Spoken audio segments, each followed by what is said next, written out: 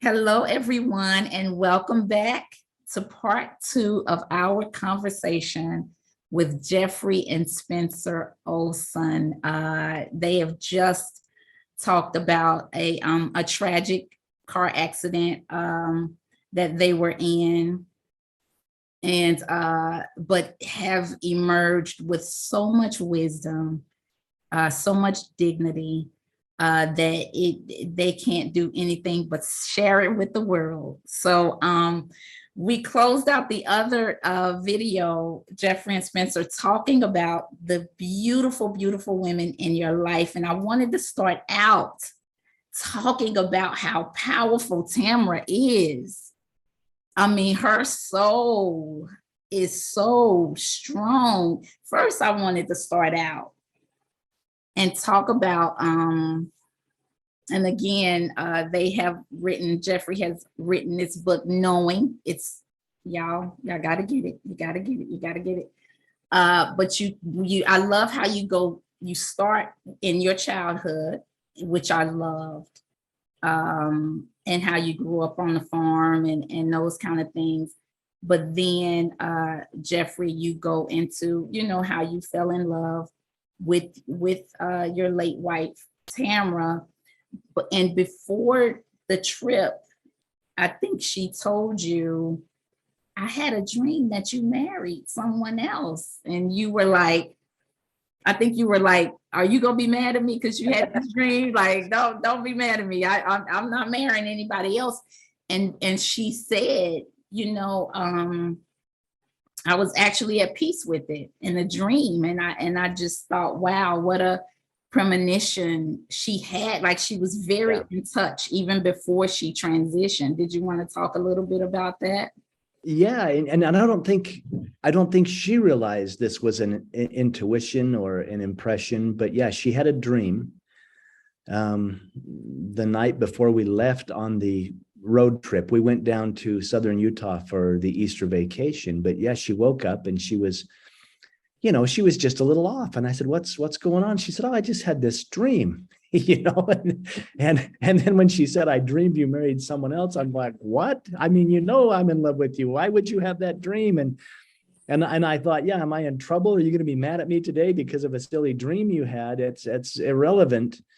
But I think what was most disturbing to her actually was she said, yeah, and it was weird because I was at peace with it, just as you outlined. And I never gave it another thought. In fact, it's like, you know what, I'm going to get the cases packed up. We'll get in the car and go. Didn't want to address that. It's like, okay, if we've moved past it, I'm moving on to the trip and the family vacation now. And yet, yeah, hindsight is always such an amazing thing. That was an intuition. And that was a premonition. And in sharing that, even I realized that she was at peace at some level, perhaps, if I were to move on. I mean, even when we left the house to come back, this was just before the accident. We had told everyone goodbye. We'd hugged everyone, and I was in the car, and I put the kids in there, buckled them up in their car seats and in the back seat, and I was pulling away from the house, and there was her parents, waving goodbye like grandma and grandpa do. And she said, stop. And I thought she had forgotten something in the house. And I put the car in park, and I watched as she got out of the car, and she said, I just want to hug mom and dad one more time. Now, she didn't know what was going to happen unless her soul knew. But she ran up, and I watched as she not only hugged her mother and father, but she kissed them both. And again, at the time, I thought, oh, women, we've already said goodbye. We got to go, And in hindsight, that was the last goodbye. And somewhere in her consciousness, she knew, wait, stop. I want to go hug and kiss them one more time. And thank goodness we do it. When that whisper comes, follow it, do it. Yeah, because you never know when it is going to be your last time, like you shared earlier. That's how, and I'm far from perfect, but I'm quite imperfect, honestly. But I try and live that way always, because I was lucky with my grandpa, but with like my mom and my brother, I didn't know that was the last car ride we'd take or the last vacation we'd take. And so it's important not to be morbid, but just to understand the fragility of life, and just always just understand that it could be, because it's just the nature of the thing. When it is your last time, you don't know in the moment that it's your last time, whether it's the last time you're going to be able to pick up your child before they get too heavy, or the last time they're going to want a bedtime story, or the last time you're going to perform any various task. It's just, you don't know until after the fact. And so it's always important to have that in mind, to truly love those that are in our lives, and to be the love that you would want to see in the world.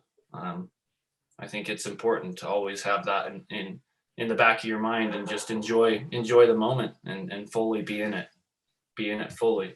Yes, yes. It reminds me of Jeffrey. I didn't know if you wanted to talk about this, just those moments of gratitude that you said that you had, like when you looked in the rearview mirror and saw Spencer, before the accident, and you looked at Griffin, and he was beautifully sound asleep, and just those moments when you reflected back. But you appreciated that before the accident. Yeah, I mean, I did, not to the extent, but there were those moments, and I believe every moment is sacred. That's what I've embraced now. Even those moments of challenge and pain, they're sacred things. We must experience pain and sorrow, or we would never fully comprehend joy and love. And life is a string of moments. It's like a string of pearls. Every moment is a sacred moment. And when we leave this realm, which I did briefly, we look back on those moments and say, wow, what a gift. What a beautiful gift to experience that and that. And whether we judge it as good or bad, it's all love. It all comes from love. Yes, it does. And okay, so Jeffrey, can you talk a little bit about when you met your current wife, Tanya, right? And how you were grappling, with that. And I think you had a conversation with Tamara. Yes, I did. Tell us about it. Tell us. Loretta, people probably think I'm crazy sometimes. I mean, it's funny they haven't taken me to the psychiatric ward for treatment, but we love it. It's healing. It is a beautiful thing, and a challenging thing at times. But when I met Tamara, my first wife, who passed, I was very shy, believe it or not. I'm talking so much today, you'd never believe I'm shy, but I was very shy. But she walked in the room and I didn't even know her name. And it was like a lightning bolt hit me. It's like, there she is. That's the one, which frightened me as a young man. I was only like 21, 22 years old. I was a kid, really. But I knew, and I knew that I knew, and nothing could take that away. And probably the miracle is that I spoke to her. And obviously we became friends and fell in love and got married and had children, and then she passed away. Now, in meeting Tanya, I had a complete deja vu. It was a business meeting. It was a business luncheon. I wasn't dating. I wasn't looking. I was focused on raising Spencer. I had hired a nanny. And at the same time, I was incredibly lonely. I was incredibly lonely. And I walked into this work meeting, and boom, that lightning bolt hit me again. I didn't even know her name. There she is. And I knew that I knew, which frightened me again. In fact, in this instance, I literally thought to myself, I need to get some psychiatric help. This is not healthy. I must be too lonely. I'm grieving too hard. Why in the world would I have this deja vu about a woman I don't even know? As the meeting rolled out, and there was about, 60 people there, they served lunch, and the only seat left in the lunch was the seat across from me, where Tanya came and sat down, and we talked. And I couldn't quit thinking about her. She was she lived in Arizona. I was living in Utah. We would write emails. We would speak on the phone. But at one point I realized I was having feelings. I thought, I'm falling in love with Tanya. I'm falling in love with this woman. And I felt guilty about it. I have a guilt complex, And I went to actually my late wife's grave. Her body was there. I knew she wasn't there, but I wanted to go to her grave. And yet I was angry. I went in the spirit of, I knelt down on the grass and I said, how dare you? How dare you leave me? I'm here limping around, attempting to raise our son, and you're in that beautiful place. How dare you go? I was in a mood to fight. I went to pick a fight. And this is where I say it sounds strange, but she came. She came to me. I was there sobbing and letting her have it, about why would she ever leave me. And I felt her standing behind me, and I felt her hands on my shoulders. I don't see her with my physical eyes, but I knew she was there. And the communication began. And she said, don't berate me. She said, I loved you enough to go. And I said, what? You loved me? And she said, yes. Don't you remember? This was a plan. This was a contract. And I loved you enough to leave. I would have loved nothing more than to stay and grow old with you, but we had a deal. And I loved you enough to go. And so did Griffin. And Spencer loved you enough to stay. We all made this deal. And so, soul contracts and soul relationships. And of course, I was angry. And I said, well, I'm having feelings for another woman. And she laughed at me. She laughed and she said, of course you are. Of course you are. I know who you are. I know how you are. And she communicated to me. She said, I sent her in your path. And she actually said, you can choose whoever you want, but I sent her in your path because she will teach you unconditional love. Apparently, that's the universe wants to teach me unconditional love. And she gave me permission. She said, that's when she said, you're a pretty good dad, but you're a lousy mom. And my little boy deserves a mother. And I know the heart of this woman. And I sent her in your path. And she said, choose joy and live your life and be happy. And she even communicated that I was holding her in hostage of my grief in many ways. She said, I'm only as happy as you are. We're still connected in a spiritual way. I want you to choose joy and be happy and move forward. And I thought that it turned into a goodbye. I thought, wow, does this mean it's really over? Like and yet she's been influential in my life and even in Spencer's life and even in Tanya's life. Tanya has said, I have felt the influence of your late wife. And Tanya has such a good heart. I know I'm rambling again, but gosh, when we made the decision, we're going to pursue this relationship. And gosh, at one point we were engaged to be married, and I began to take pictures of Tamara down and put them away. And Tanya came to the house and said, where are all the pictures? And I said, well, I began to put them away. I mean, we're in love. We're going to get married. Out of respect for you, I'm putting all that away. I'm moving forward.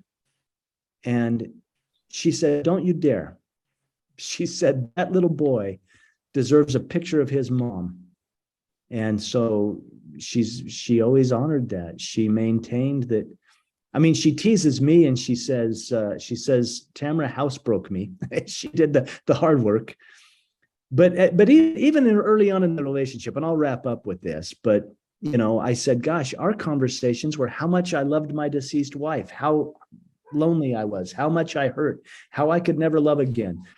I said, how is it that you can love me when that was some of our early conversations? And she said, Jeff, knowing that you can love at that level, that's the attraction. She said, I didn't, and Tanya's a beautiful, talented woman. She said, I didn't have to marry a one-legged guy with a son. I had other options, but she said, knowing that you could love at that level. And anyway, she's an incredible woman, and we're very lucky.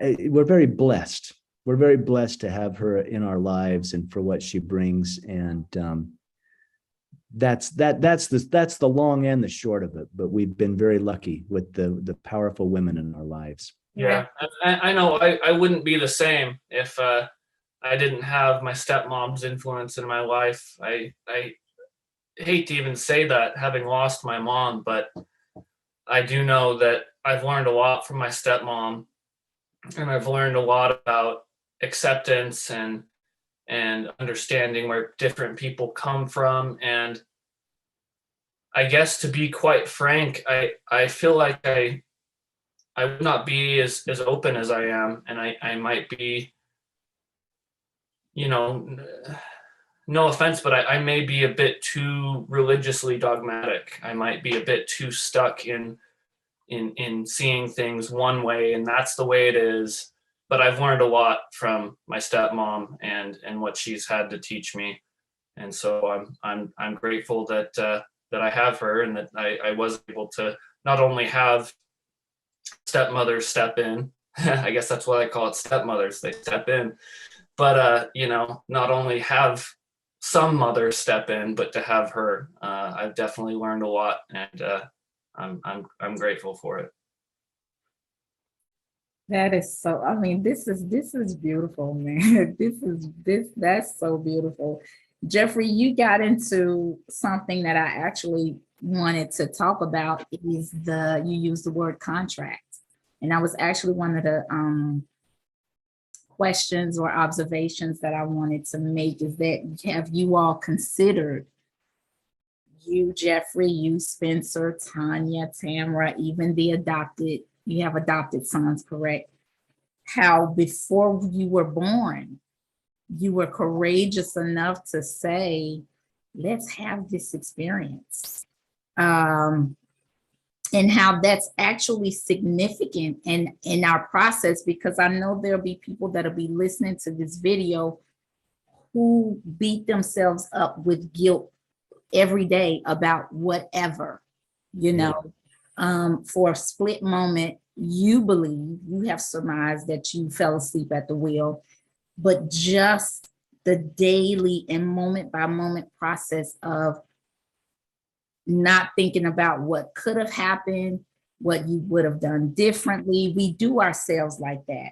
So just the what seems like an accident, I put that in quotes, right? We're courageous enough to have planned these circumstances before we were born and go through them. And I just wanted to bring that up and ask, do you all talk about that a little bit, about the possibility? And I know you said, Spencer, you learned so much from him, where he has agreed to stay. Yeah. Yeah, for me, I will start off by saying I don't know if I believe that's true, but I think life is so much better lived believing that there is a purpose than believing that there is no purpose, because you can go to such a dark place if you believe life is a bunch of chaotic happenings and that's just what it is.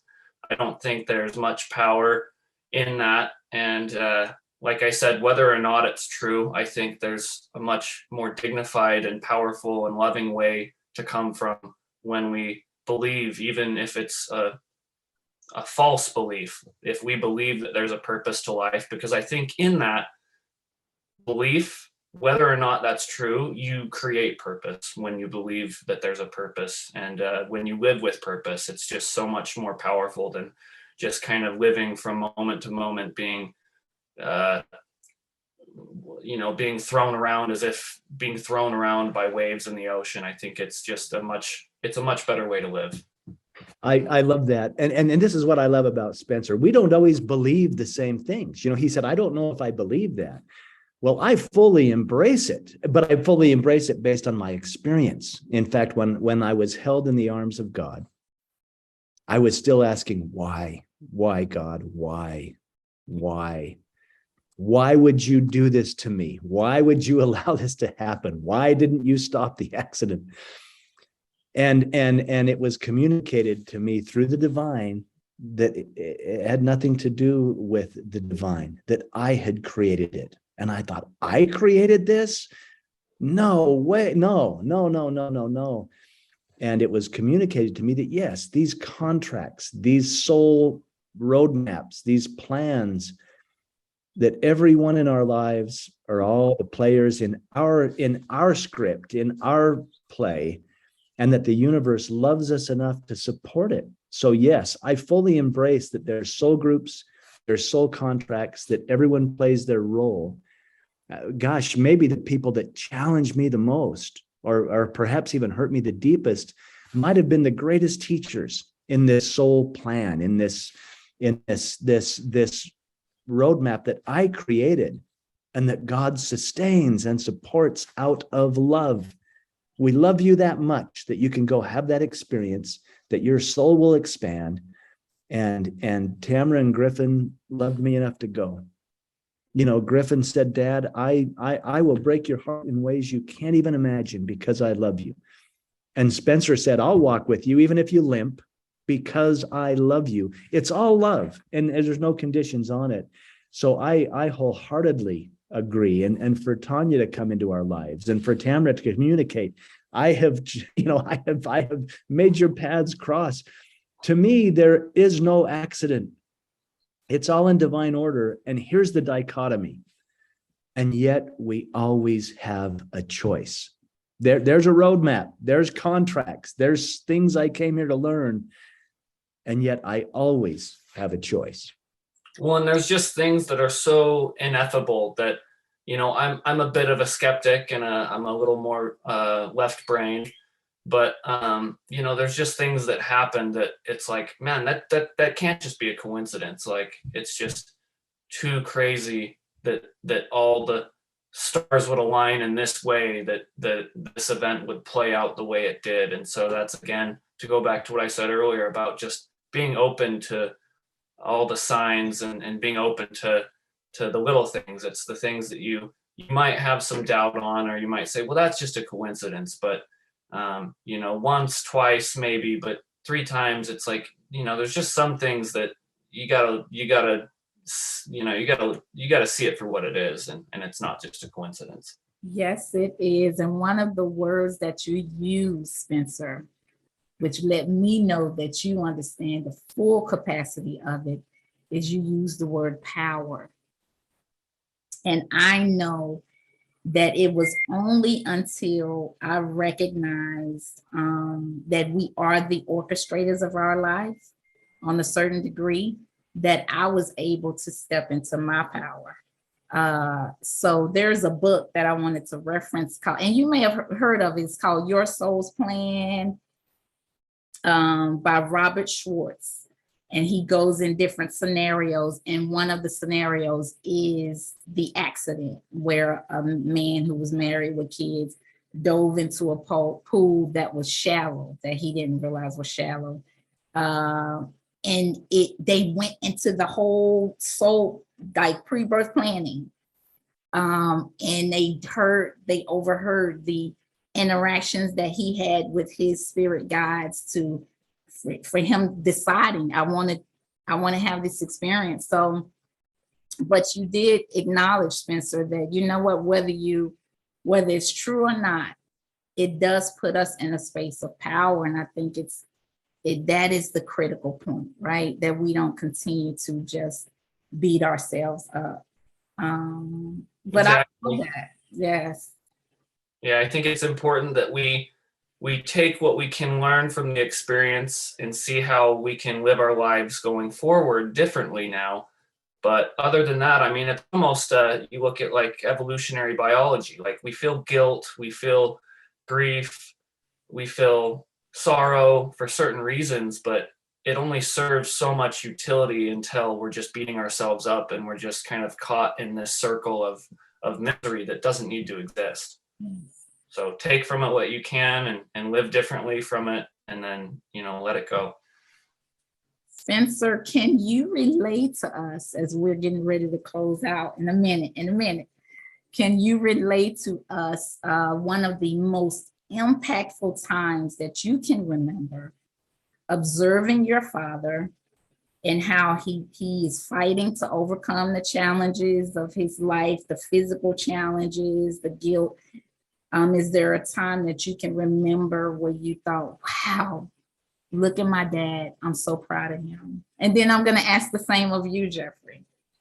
Well, I don't know if there's a specific time. It may have just been encapsulating all of it. But I know, like when my dad released his book and about that age, when I was about maybe 25, 24, or maybe even 27 or 28, it was just really stepping into his shoes and realizing the loss and maybe, you know, being married and my wife and I working on having kids, and even just having the thought of when we have a kid, just understanding like, oh my God, like what, you know, he's still here. He hasn't killed himself, or he hasn't chosen certain paths in life to react to what happened.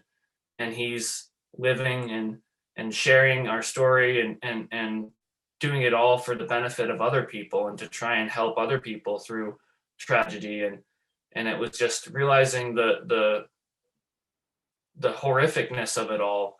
And that's why I say I've come to accept it, I think, and I've gone through my grieving process, but it's still like so untangible and just ineffable that I can't even, you know, I can't comprehend the experience for how horrific it was. But to see the way that he lives his life is just truly amazing, and you know, it's a lot of inspiration to me. Wow, you're kind, son. You're kind. Thank you. And I live my life just day by day and doing the best I can with what I've got. There's two things, Loretta. You wanted me to talk about Spencer. The first one is when I watched him, and we had these conversations. You know, he had said, Dad, this thing you call prayer, I've beat my knuckles bloody on that door and never got it opened. And I didn't get an answer, you know. And he said to me, perhaps I can be God's love. Perhaps I can be God's light. Perhaps I can be that one. And Spencer was doing some after school music programs. And this is a moment. There's many. It's hard to get specific, but, you know, he had 10 and 12-year-olds, you know, banging out Metallica up on the stage in this after school rock music program. And he said something to the effect of, look, that's their therapy. That's their expression. That's their healing. And I loved it. I would come to these little shows, you know, these little rock and roll shows. And to him, he saw it as healing. It was beyond music. And he was doing his part for young people who were grieving or hurting or challenged or struggling. And he was involved in Big Brothers, Big Sisters. And I was very proud that he decided, okay, you can pray. I'm going to go roll up my sleeves and do something about it. And I loved that. The other one was in releasing this new book, Where Are You? When, you know, I mean, some guys fish, some guys golf. We decided to write a book together, but Spencer was the one that said, I want this to be for young people who have no place to turn, or who are wondering about grief, or who are told, oh, your dad or your mom or your brother or your grandpa is in a better place. It's like, no, the best place is with me right here, right now. And we embarked on this book, and he was so instrumental in that, in not only the writing of it, from the innocence of that 7-year-old, where are you? Even in the illustrations, you know, which we did in an interesting way.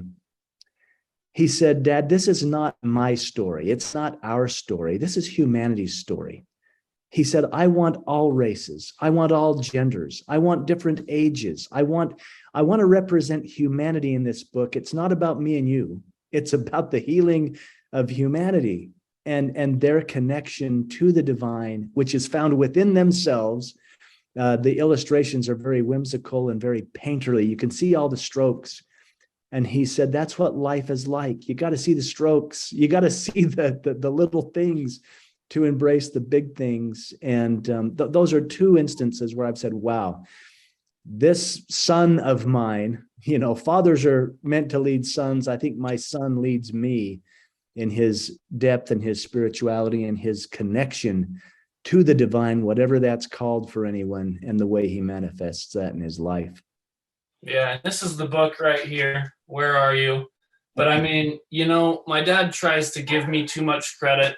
I think it truly is by Jeffery Olsen and Spencer Olsen. I think I kind of look at my dad as the guiding force, the one who had the initial concept, and then, you know, together he would just ask me of my experience, and then we just kind of, it was really a collaboration. I'd bounce ideas off him, he'd bounce ideas off me, and I think it's as good as it is because we had that collaboration, and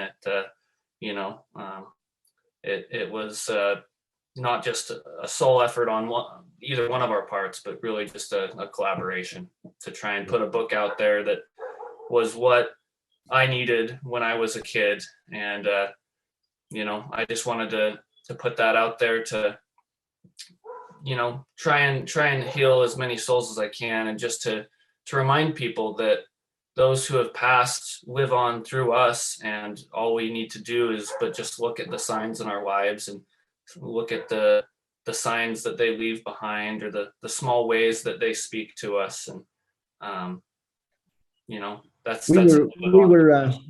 we were shocked. I mean, we thought we were writing a children's book. We found it's been embraced by people of all ages. It's perfect for anyone who misses somebody. And we had no expectations. We thought, well, grandma will buy a copy. That's fine. But it hit bestseller lists in 6 countries. You can find all of our books on Envoy Publishing. Envoy is ENVOY publishing.com, and it'll link you right to Amazon, where you can order them anywhere in the world. And that's a plug. That sounds like a shameless plug. It's not about selling books. We want the books, if they serve people, in their hands where they can get them. That is so beautiful. And actually, Spencer, I would like for you to have you pinned. I would like for you to hold the book up again. Yeah. Because we have no shame on this channel. This is about the healing of ourselves and others, and through participating in that healing is how we heal ourselves. And this is a beautiful book, and I wanted to give it its moment on here. Absolutely, thank you so much for that. Of course. Is there anything else that you all wanted to talk about? Are there any lasting words? Of course, I wanted to talk about knowing. And Jeffery, I know that you were reluctant to write a book because you felt like, I don't want it to look like I'm benefiting financially from this situation. You are so hard on yourself, by the way. I am. But nobody who meets you guys or speaks with you guys, nobody thinks that that any of this was self-serving at all. We are honored. Really know that when I say that. So did you want to talk a little bit as far as your resistance in writing the book, knowing, and then your decision to do it? I'll share that, because I was reluctant to write a book. I never fancied myself an author. I didn't talk about my experience. I didn't want people to think I was crazy. I didn't want people to think that I thought I was special in any way. And you even brought it up. It's like, wow. Well, what happened is I was approached by a publisher, and it was only because I had a neighbor in our neighborhood that said, something happened to you, didn't it? And I said, yeah, but I don't talk about that. And she pressed and said, you've got to meet a fellow that I know who studies these out-of-body or near-death experiences. And this was years after the accident. This was, gosh, we had remarried, we had rebuilt the family. This was 5 or 6 years after the accident. And I met with this fellow reluctantly who studied near-death experiences. And I told him what happened. And he said, you've got to come speak to our group. And I said, no, I don't talk about this. And he said, look, people are hurting, they're grieving, some are in late stage cancer. We even have a group of teenagers that are gothic and they're obsessed with death. Please come and share this. And I did. It was in Salt Lake City. And I went, and that was the first public telling of the story. Anyway, there was a publisher in the audience, and he came up after and said, "You're going to write a book." And I said, "No, I'm not. I'm not going to write a book." And that was a Friday. Monday morning, he had my email. There was a contract in my email to write a book, and I didn't want to do it. That was the reluctance. But I went back to the scene of the accident. In fact, Tanya took me there, and she said, why don't you ask the divine? Why do you think you should make this decision on your own? Maybe you should involve your greater power. And I did. I spent time there, and I got the answer. And one of the holdbacks was, well, if I write a book, and gosh, what if it does well? Yeah, could I collect a royalty check based on the catastrophe that took half the family, and I was driving the car? And this is the spirit I went in prayer. God, there's a contract in my email. What am I meant to do? Spirit spoke to me. And when Spirit speaks to me, I can quote what I was told. I was told on that day, as I sat weeping at the side of the road at mile marker 80, where the accident had happened, Spirit said to me, share your experience, and if you do, others will heal. And suddenly it wasn't about me. It was about the healing of others. And this was, like I say, this was like, gosh, this was what, 8 years after the accident or something? I'd spent almost a decade healing. And so I got my answer. And so I wrote the book, and I wrote it for the family. I thought, well, Spencer will read this and he'll know what happened, and he might buy a copy, but that was all I expected. And the book released on Amazon. It hit number 3 in the category, and suddenly I was whisked into lecturing and speaking about it literally all over the world. Spencer and I have gone to Scotland and London and Amsterdam and Canada and all over the US. And I look back and say, well, it's not my story. It's not my message. It's the divine's message to all of us. And if I played a little part in that, wonderful. But I was very reluctant to write the book. But now I'm thankful I did, because I get the notes and the letters, the emails back from people saying, and Loretta, when you and I spoke this morning and you said, wow, I'm really gaining insights, then I think, well, you're the one I wrote it for, because that's what it's about. So thank you for asking. And if I may, Dad, I don't think it was 8 years. I think it may have been 14 or 15 years after the accident that you wrote that book. But I also, more importantly, just wanted to speak again about spouses and our significant others, really motivating us for the better, because I don't think I would speak to the amount that I do if it weren't for my wife, Ashley, just kind of getting me to share my story and to talk openly about it. Because I remember when I shared your book with her, Dad, knowing, and I had never really told her anything happened, and I was on my way to work, and I gave her the book and said, oh yeah, my dad wrote a book, here, you can read it if you want. And I showed up after 8 hours or so of work, and showed up at home, and I showed up to her throwing the book at me and saying, what the hell is wrong with you? Because she had never heard anything about my past or my history, and that's how she found out. And so it's been kind of a process through my own healing journey of just learning to speak openly and talk about it. But I think that's also, if there's a point I could plug here, is just to talk about your trauma and talk about your tragedy, because there's power that comes through that. And if we can just share it, and like I said earlier, if we can just share it, if we can put it into the light and look at it, that's how we're healed. And I think that's why, Dad, you were motivated to write your book and to put it out there, because it's not about the story per se. It's about sharing our life with people and just the difficulties of life, and sharing that and maybe how we traverse our way through it that can help people see. But we all have our own stories, and we all have something different to bring to the table. And, I think just being open about it and sharing it, we can be strengthened. We can strengthen ourselves and others. We can all be strengthened by sharing. Absolutely. Is there any lasting words that you wanted to say, Jeffrey, to our viewers? And I also wanted to give you all an opportunity if you wanted to be contacted after this video for the viewers and all the people who will be seeing it, to give your information so that I can share. And I know there'll be people who will want to contact you. They're welcome to contact us. And Envoy Publishing is the best website, envoypublishing.com. And there's a contact thing there. Those emails come right to us. We're on social media as well under my full name, Jeffrey, Jefferyc Olsen. And Spencer is there as well, but you're welcome to contact us. We'd love to support you in any way we can.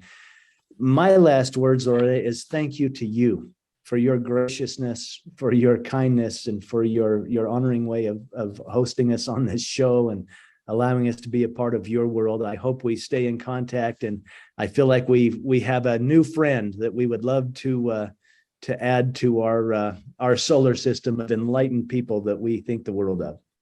I'm not. Yes, you're welcome. You go over you saying, Spencer. Sorry, I'm not so good at the sharing, but I think I'm at spencer.olsen1. I don't know. I'm looking at my personalized link. How do you do that, Dad? Because I'm not very good at sharing my link, but I'd love if anyone would like to contact me that they're able. Well, the best way is the website. The website comes right to my email, and I'm on social media, but son, I don't know if you, you can find me on Facebook, Spencer Olsen. Here's my mug right here. You can find me there. Yeah. But they can get in touch with Spencer as well through the Envoy Publishing. Yes. Yeah, if they do Envoy Publishing and just put attention Spencer, that comes in, and I distribute those to him, and I read all of those actually. So we're happy to hear from everyone. I love it. I love it. So I have closing remarks, y'all. Jeffery and Spencer, I will be interviewing a guest who has a memory of being on the other side of the veil. And he encountered another soul, and he could feel the incredible depth and quality of this soul's nature. And when he encountered it, he was astounded. So he said to the being, "Oh my goodness, look at you. Look at you. What did you do to be so bright? To feel so rich?" And the being had told him that he had gained his depth and his knowledge and strength through the hardships it had encountered while in physical form. And he had been able to rise above those challenges during his physical incarnations. And that's how he became what he was. And the same will be true for you too. When you are done with this physical life and transition to the other side, other souls are going to marvel at your power, your wisdom, your beauty that you have gained and continue to acquire through your experiences here. You truly are, you and your family, Tamara, Tanya, your wife, Spencer, the kids, you are truly, and Griffin, you are truly courageous souls. You really are. And I'm so very grateful and honored that you have taken the time to have this conversation with us today. Every single person who hears your story will be incredibly impacted and inspired by your dynamic example. And my statement is layered when I say, thank you for being here. Thank you for joining us here on this planet. Thank you for staying with us here on this planet.